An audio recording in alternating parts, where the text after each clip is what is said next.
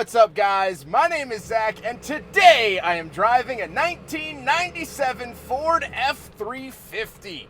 Up front is a 7.3 liter Power Stroke turbo diesel V8 and down below is a 5-speed manual transmission. Now I am super excited to be driving this F-350 for two reasons. First of all, it's an OBS, it's the 7.3 diesel, and I love it. However, the other reason is the fact that I recently had an F-350 press car from Ford that I did 800 miles in, a 2023 King Ranch. And so it's exciting for me to sort of jump back in time and see what the F-350 was like in the 90s and compare it to today's modern technology. But if you would like to submit your own vehicle, whether that's an F-350 or not, you can head on over to my website, zackpradel.com/submit. I travel all around the country. Today I'm in Denver, so feel free to submit from any corner of the world. But let's get back to that 7.3 liter turbo diesel. Well, by the end of the 90s, Power Stroke and Ford had this truck down pretty good. This engine is solid, and it's hailed as one of the best diesel engines ever made. The reason for that is that the turbo allowed it to make actual good power and not feel like a stick in the mud, but it was also super reliable, and this was all pre-DEF, pre-emissions crackdown in the 2000s that we saw around 06, 07, 08. And so these run and run and run and run and run and run and run and run and run and run and run forever, and that's what I love to see out of diesel engines, and that's what makes this truck so glorious. Now it only revs to about 3,500 RPM, but you get a lot of pulling power up until then. Like I said, paired to it is a 5-speed manual transmission. This is a big boy. You start the truck in second gear. First gear is very useless. It's what they call a granny gear. If you're stuck in a rut or you're pulling a big trailer, you really need to get 10,000 pounds moving, yeah, sure, use first gear. But other than that, you don't really need to. Last but not least, this F-350 is two-wheel drive. It is rear-wheel drive. Now, normally, this should be a dually. However, the owner actually had a blowout recently, and so he didn't have a fourth tire to match. So it's just 2 tires for now, but luckily he's not hauling anything, so it's not too big of a deal. How does it feel to drive the F-350 from 1997?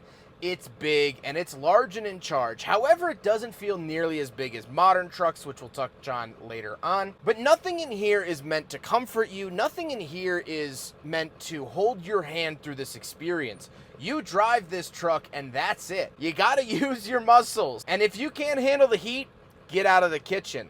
That's how the F-350s were. It's a very raw experience, and it's a very personal experience. You learn what kind of man you are behind the wheel of an F-350. With that stuff out of the way, let's talk about the interior. Well, in front of me, I have a bunch of gauges. Off to the left is my oil pressure, battery voltage, coolant temperature, and fuel. In the center, I get my speedometer, and off to the right is my tachometer that reminds you that it's a turbo diesel. The steering wheel, I do have cruise control, which is very nice. And off to the left, we have our headlight switch, our tank switcher, so this does have 2 fuel tanks that you can switch between on the fly, which has always been really cool, and a little climate vent. And moving on to the door, I just have my crank for the window. That's it. Moving into the center, we do have a radio, as well as a dome light, climate vent, our climate controls. Super simple here, fan speed off to the left, temperature in the center, where to send it off to the right. 12-volt outlet and pull-out ashtray and cigarette lighter. Then we move up to the shifter itself. Like the truck, it is large and in charge. And what's funny is that the shift pattern isn't fully seated into the shift knob. So as you drive, it just slowly spins around. You spin me right round. There are no cup holders here in the F-350 from 1997. So of course, say it with me, everyone, fail. And we'll talk about the bench seat. It's this sort of leathery, vinyl-y, stitched, I don't even know what.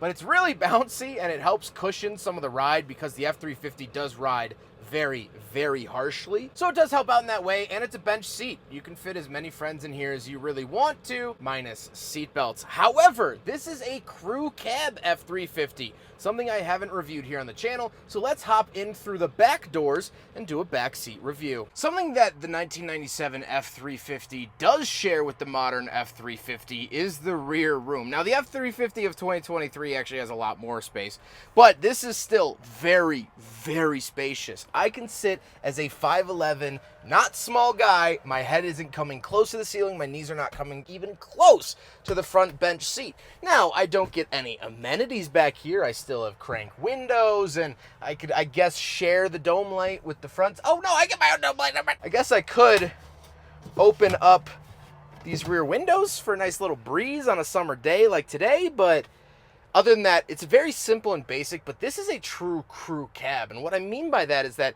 your crew can actually fit in here comfortably and go to the job site. It's not like the Ford Rangers or, heaven forbid, the S10s from the late 90s, early 2000s, those tiny little jump seats. No, this is actually, you know, 6 burly dudes can go to a job site in this, and it would be totally fine. It would work very well. And so that's really cool to see back here in 1997, when crew cab trucks weren't really as common as they are here today. So I found that very interesting. I hope you did too. But what's more interesting is the bed, so let's talk about that. All right, so we're on the back of the F-350 from 1997, and it's flat. This is what they call a flatbed. So in 1997, this truck was sold from the Ford Motor Company as just the cab and the chassis. That's it. So companies would put whatever bed on the back that they needed. Whoever owned this originally or whoever owned this prior put this steel bed on the back, which is pretty unique to see. Very, very cool. So it is kind of an interesting piece of history where these were just sold as chassis trucks back in the 90s, which is pretty neat. So here's a look at this particular one, but you might look at your F-350 and it might have a different bed, might have a different design, might have a big top on it. Who knows? But here it is, the F-350 from 1997. Now we gotta talk about the looks and the OBS generation of the F-Series. That means the F-150, 250, and 350 from the 90s is my favorite generation of F-Series trucks in the way that they look.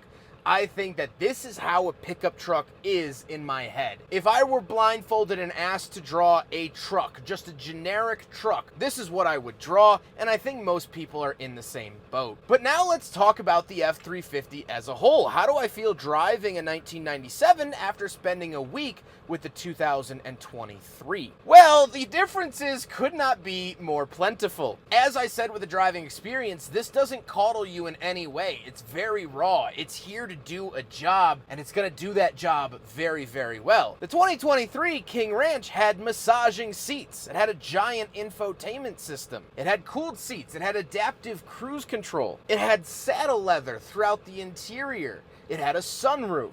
And so it's interesting in the last 30 years how the F-350 has done nearly a 180 to where it was the most hardcore workhorse in Ford's lineup. And while it is still the heaviest duty truck that they'll sell to regular consumers, well, that truck holds your hand. That truck kisses you on the forehead. That truck gives you a little sweet treat after dinner. This truck will give you one single thing like a harsh father. It'll give you a stern handshake on your 18th birthday, and that's it. That's all you will be receiving from this truck. It's not friendly, it's not nice, and there's something good about that.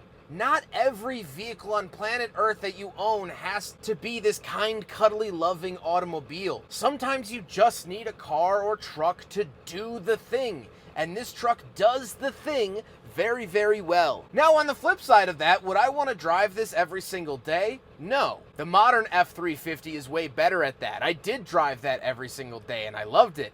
This is a leg workout. It's an arm workout, and some days, it's an emotional workout. But if that's what you want, then the F-350 is what you should sign up for, because it doesn't get more straightforward and honest than this pickup truck. I hope you guys enjoyed the video. Huge thank you to Rasmus for letting me take out his F-350. Born in Sweden, but man, Rasmus must be the most American dude that I know. Such an awesome dude. He let me take out his F-350, and I am very, very fortunate for the opportunity to experience this so quickly after my King Ranch 2023 experience. But I hope you guys enjoyed the video. Don't forget to rate the video, comment on the video, and subscribe if you really liked it.